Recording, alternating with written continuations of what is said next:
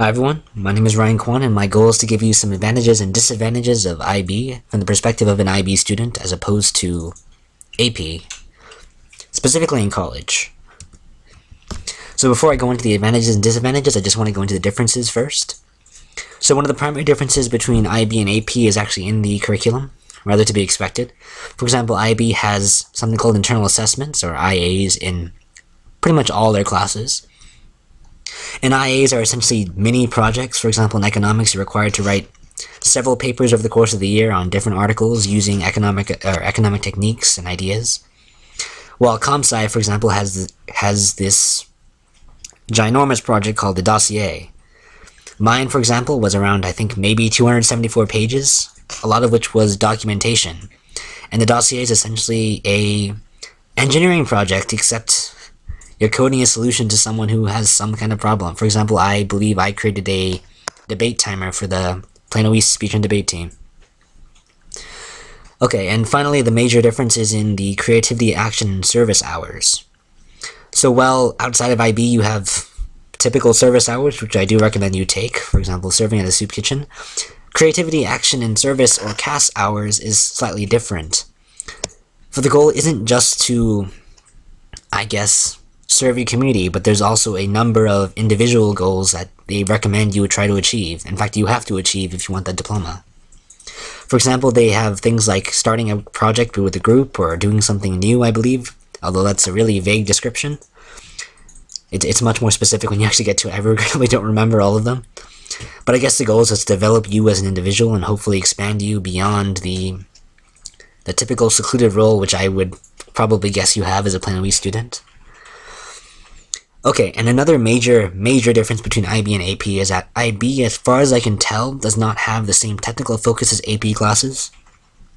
The most prominent example, of course, is AP Physics C, which is heavily calculus-based and extremely technical, from what I can see, while IB Physics HL is more concerned with conceptual grasp of things, such as, for example, it treats briefly string theory, cosmology, particle physics, medical physics. And while it does give you mathematical tools to approach these ideas, it's not as rigorous, I believe, as AP Physics C is. But rigor really isn't a thing in high school until you get to college, so I'm not sure if that should make as much difference to you. And it's possible that kind of approach does appeal to you, because math is heavily used in both.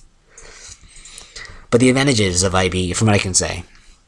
Okay, so this is my third point, I'm jumping to that, but so the nature of the curriculum of IB gives you a huge list of achievements to list and talk about during interviews or during your application.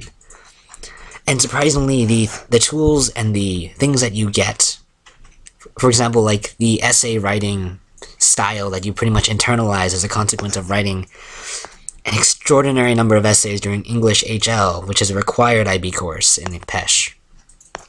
It really does help you just improve your writing style and just get used to writing essays, or getting used to coming up with pretty profound thoughts on the spot and then arguing extensively using pretty much direct citations to create an iron-filled argument. Okay, so more specifically though, things like the extended essay, you can use that pretty much as a really great example of like what you're interested in and like how much you care about it. For example, my interest is in physics and math and ComSci. So I wrote my extended essay on the applicability of Hilbert spaces, which is a generalization of Euclidean space, to extrapolate physical phenomena to n dimensions. And not only does that sound impressive, but the fact that I wrote 4,000 words and did a ridiculous amount of research on linear algebra and I guess Cauchy sequences and a more formal approach to kind of like this intuitive concept of space. It makes it a really interesting thing to do and a really interesting thing to talk about when you're, for example, in an interview. It's kind of like your first initial foray into a more intensive academic experience, which I hope you do experience in college. Okay, so another major advantage of IB as opposed to AP is that IB creates a really cohesive social network. For example, I mean, you're pretty much in the same class of people, and you see them all, and you talk to them all the time, because there's a support group, I believe, for every year, and these people you do get to know, and after you suffer together in IB for like a year or two, you do get to become pretty close to pretty much everyone. I think my IB class had 110 people, and I'm not sure if there's a single person in that class that I didn't know pretty well. And I'm pretty sure I was friends with almost all of them. And the only reason I wasn't friends with some of them was maybe because I didn't have as many classes with those people as I did with the others. So this is a really great place to just, I guess, establish leadership positions. Like, for example, if you're running for a class officer position, this is a great base of support. And just finding general opportunities. Like, you could ask in your support group, hey, I'm interested in this, and I want to do this over the summer or over the weekend. Any ideas? And then people will probably give you ideas. IB has the tendency to attract really successful and talented people. So you should use that. Okay, so another thing, though, is the CAS hours. It could be useful, because it gives you justification to do things like go out and explore, like debate, for example, speech and debate, or I guess start that science fair project, or like it essentially provides an additional incentive to, I guess, develop beyond your usual norms than just the service hours which you would be able to have access to as an AP student. So given all of that, in my opinion, IB sounds significantly more impressive than AP. And I personally think it gives more value than AP in terms of getting into a college. But now I'm going to talk about the disadvantages. Okay, so the disadvantages that I see isn't really as directly connected to getting into the college you want. For example, my first point that I will make a huge deal about, because it is kind of irritating, is that a large number of American schools do not consider SLIB exams for credit, and their policy is usually pretty restrictive for HL exams too. Therefore, you have to do, and generally most people do, both AP and IB exams. And that amounts to a ridiculous amount of money. I believe maybe, I don't want to say $2,000, but I think that's probably the same in the general ballpark of how much you'll have to pay for exams over the course of your high school career.